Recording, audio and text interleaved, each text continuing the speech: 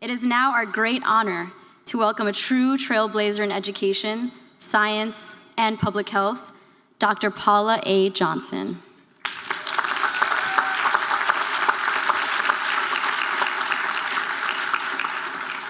Dr. Johnson is the 14th president of Wellesley College and the first physician to lead the institution. A nationally recognized leader, she has spent her remarkable career expanding opportunities, advancing equity, and championing the transformative power of education. At Wellesley, her ambitious agenda to educate civically minded and globally prepared students has lifted women's education to new heights, while honoring the college's storied history and legacy of leadership.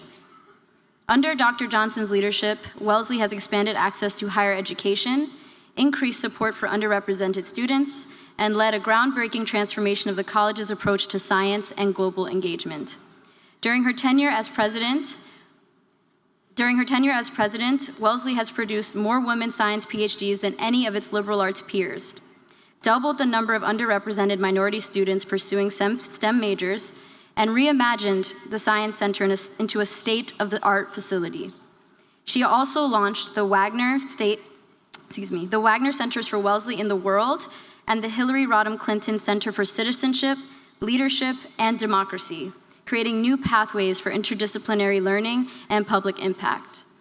Before becoming president of Wellesley, Dr. Johnson was a pioneer in medicine and women's health. She founded the Connor Center for Women's Health and Gender Biology at Brigham and Women's Hospital, where her innovative work reshaped our understanding of how sex and gender influence health. She served as chief of the Division of Women's Health at Brigham, held a Grace A. Young Family Professorship at Harvard Medical School, named in honor of her mother, and was a professor of epidemiology at the Harvard T.H. Chan School of Public Health. Her impact also extends into public health leadership. She was appointed by Mayor Thomas Menino in 2007 to chair the Boston Public Health Commission.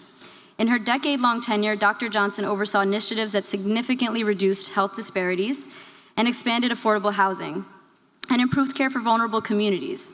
During the COVID-19 pandemic, she played a vital role in reopening college campuses safely across Massachusetts by leading statewide testing efforts and shaping policy. Dr. Johnson continues to influence the future of education, healthcare, and public policy through her service on numerous boards, including the Rockefeller University, Johnson & Johnson, and the National Association of Independent Colleges and Universities. She is the member of the National Academy of Medicine and the American Academy of Arts and Sciences and the Council of Foreign Relations. A proud graduate of Harvard and Radcliffe Colleges, Dr. Johnson earned her bachelor's, MD, and MPH degrees from Harvard. She trained in internal medicine and cardiovascular medicine at Brigham and Women's Hospital, where she became the first African American to serve as a chief medical resident in medicine. Please join me in welcoming an extraordinary leader, advocate, and frankly, role model, Dr. Paula A. Johnson.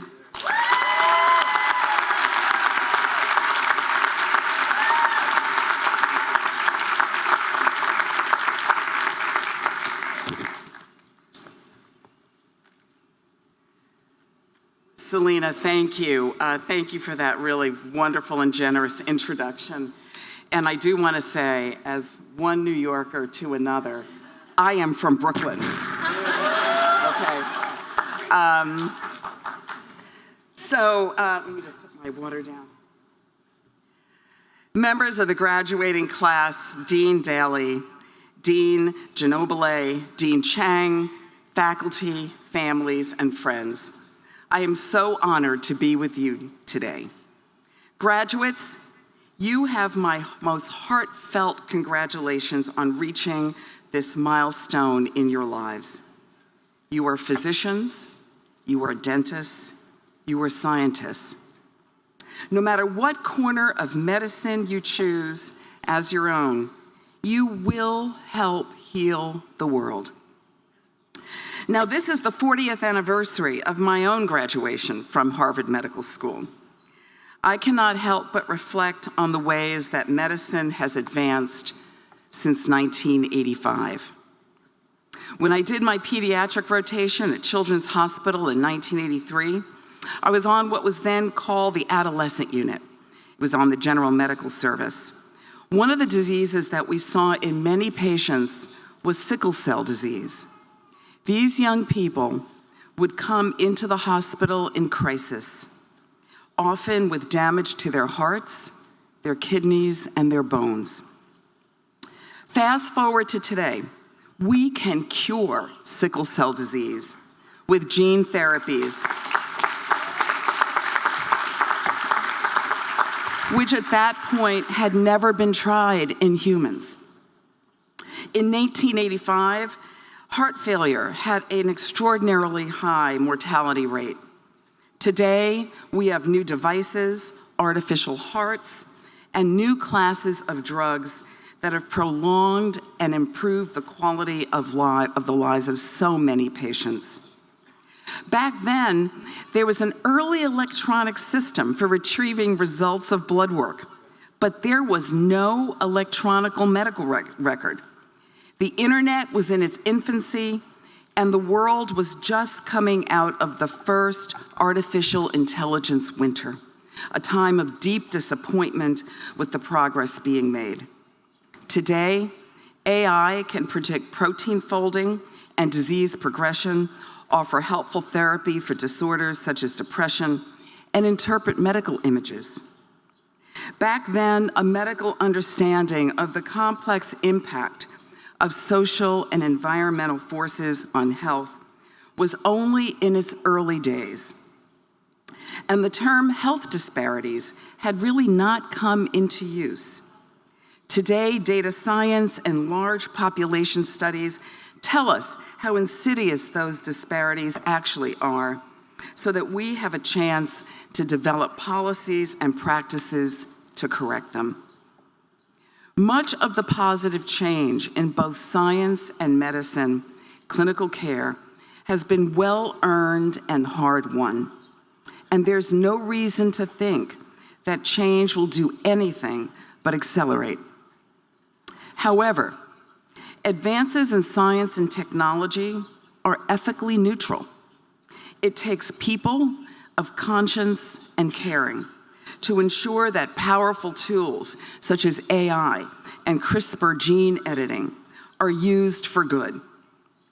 You will shape the innovations that you discover, invent, embrace, and confront to ensure that they help your patients and as many patients as possible. I believe that the future will demand that you are more than a physician. It will require you to be a citizen physician. Now, what exactly does that mean, and what is the world calling upon you to do? Well, there are time-honored, sacred, and profound responsibilities attached to our profession. To be able to heal confers an obligation to heal. You are already keenly aware of this. Those responsibilities are reflected so beautifully in the oath that this class has written for itself, which you will take shortly. Citizenship certainly begins with patient care, care that recognizes the humanity and dignity of the people in front of you and makes them full partners in the decision-making. For me, this awareness is deeply personal. Like all physicians, I've been on both sides of the doctor-patient relationship. Some years ago, my daughter faced a devastating medical challenge with a doubtful prognosis.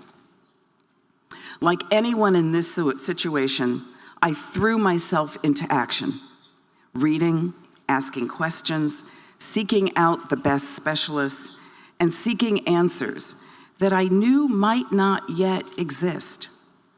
At this immensely unsettling time, I reached out to the late Dr. Judah Folkman, who directed the vascular biology program at Boston Children's Hospital, and I asked for his help to really give us insights into potential treatments for our daughter. Some of you undoubtedly know Dr. Folkman by reputation for his groundbreaking work that linked angiogenesis, or the growth of blood vessels, to the growth of tumors. He and his team ultimately paved the way for a new class of drugs. Thus far, they have not been the panacea for cancer that Dr. Folkman had hoped for, but they have been effective for people with degenerative diseases of the eye. Dr. Folkman was famous for taking in many students into his lab, not because he thought that they were committed to a career in research, but to expose them to the journey of scientific discovery, both its joys and its pains. I still remember our conversation vividly. "Yes," Dr. Folkman said to my husband and me, "much is unknown about your daughter's condition, but science is advancing. The fact that there are unknowns gives me hope and should give you hope as well. Where there's an unknown, there's hope for the future." Hope is what Dr. Folkman's words that day gave to my family and me. And this was not about making false promises. It was really quite the contrary. It was about respect for the limits of current knowledge, humility in the light of those limits, and faith that knowledge would expand in the future and that he would be there to help us. It was also about the clear connection between science and service to people. Most of all, it was about compassion. More than 2 decades later, my daughter is still with us on a treatment that could not have been imagined those years ago. Artificial intelligence will soon have every medical answer based on the totality of the world's research. But as historian of science, Dr. D. Graham Barnett wrote recently, "To be human is not to have answers. It is to have questions and live with them. The machines can't do that for us. Sometimes the things that patients need most is someone to consider the questions with them." Even physicians and dentists who become scientists need to humbly consider the context of people's lives in the design of their studies, or they risk missing something essential. In my career, I've worked hard to change a paradigm in both research and clinical care that had largely ignored the biological variable of sex. Though it might seem shocking to the class of 2025, here's an example of the scientific landscape, what it was like when I graduated from medical school. In the 1980s, a famous study called the Physician's Health Study found that taking aspirin daily would prevent heart attacks. This was a simple yet brilliant discovery. But there was one problem. Every single one of the 22,000 physicians included in the clinical trial was a man. And yet the findings were presented as if they held true for women too, which we now know is not the case. For many years, we had a medical culture that treated women merely as a deviation from the norm and therefore left their health to chance. As we know, every cell does in fact have a sex. So women are not just different in their reproductive organs, but in their hearts, in their lungs, and in the hormonal changes that they experience throughout their lives. Fortunately, we've made a great deal of progress since then, including women and female animals and cells in research populations, and in disaggregating our results by sex, so that we can understand the different courses that some disease take in women and offer them better care. So I urge you to value equally every individual who comes into your trust, and don't leave anyone's health to chance. Now, each of you has already lived through one of the greatest challenges of this century, the COVID pandemic. We had already been seeing a decline in the public's confidence in science and medicine, but the pandemic accelerated this decline. Some of this lack of confidence can be explained by medical disinformation that had become rampant on social media. And in retrospect, we as physicians and scientists could have been better at clearly explaining what confronting a new pathogen entails, that we were learning as we went along. Today, we see public health being undermined by a failure to affirm the value of vaccines and the impact of climate change on health, and so much more. We are witnessing the dismantling of the greatest biomedical research system in the world. The times are asking enormous things of all of you. But you are prepared. Remember that Harvard's motto is veritas, or truth. In an atmosphere of mistrust, it is critically important for clinical physicians and physician scientists to be able to translate their knowledge, their practice, and their science into the public domain. This is an important form of citizenship that you are uniquely qualified to exercise.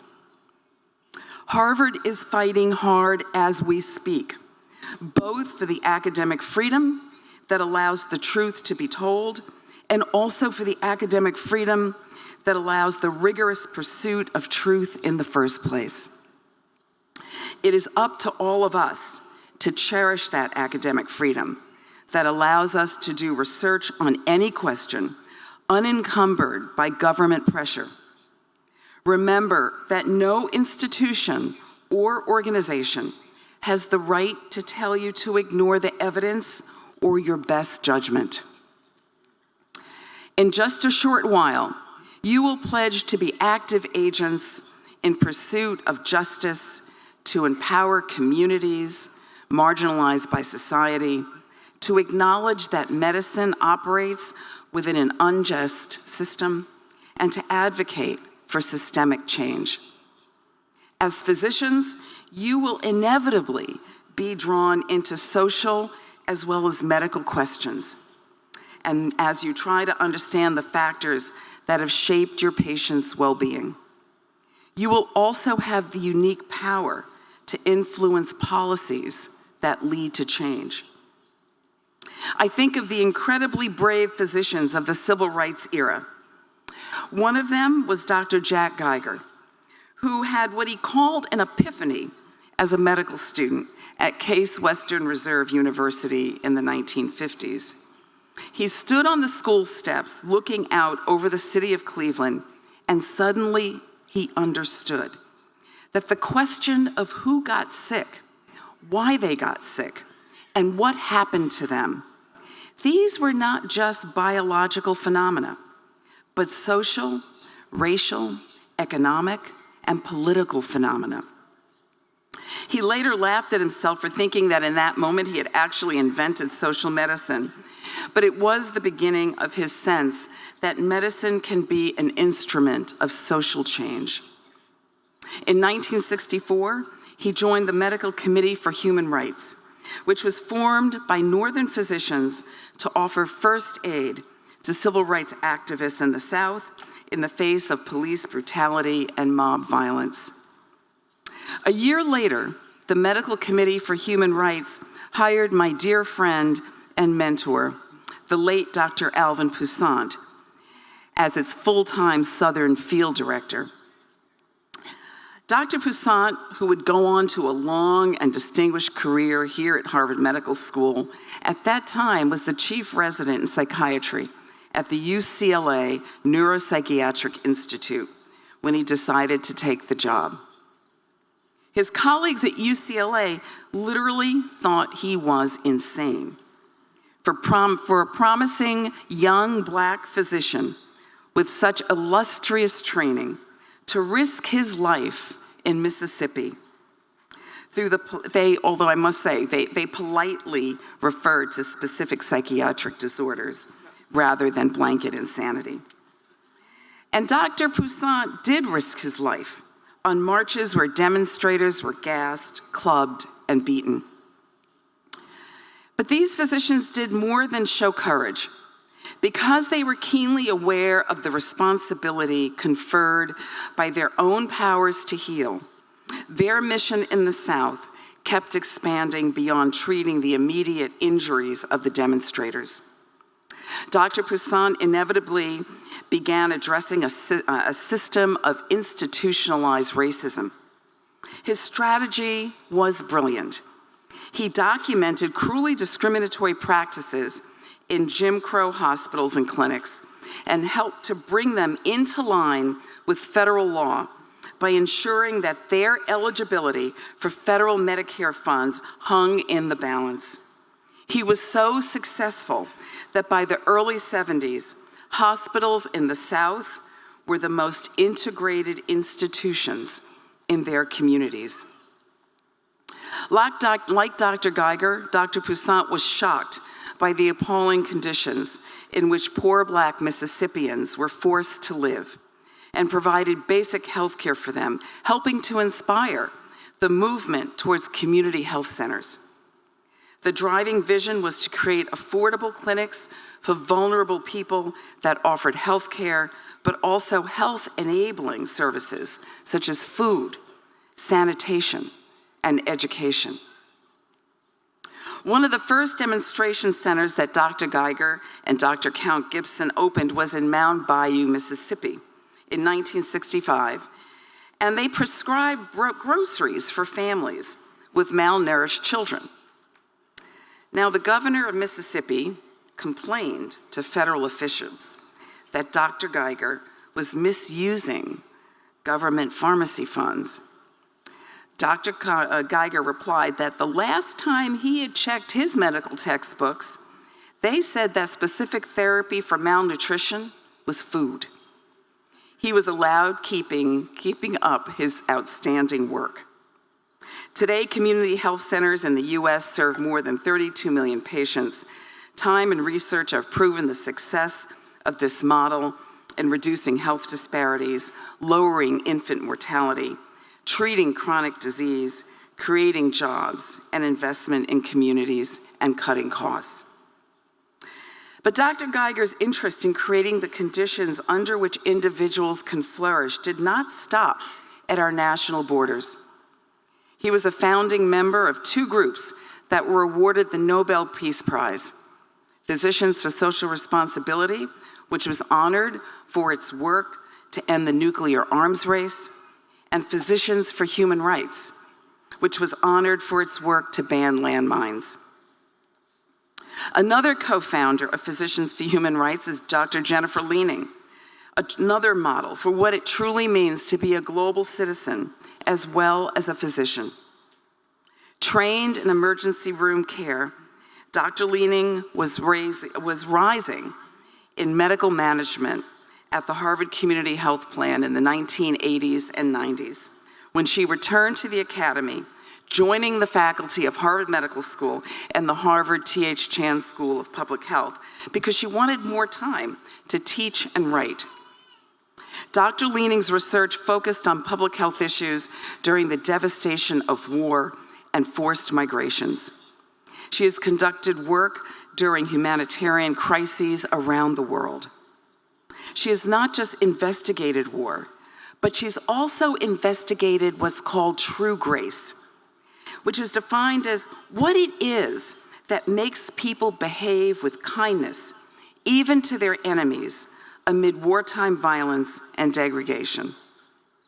One of the major factors she has identified is a feeling of self-efficacy, a sense of personal usefulness.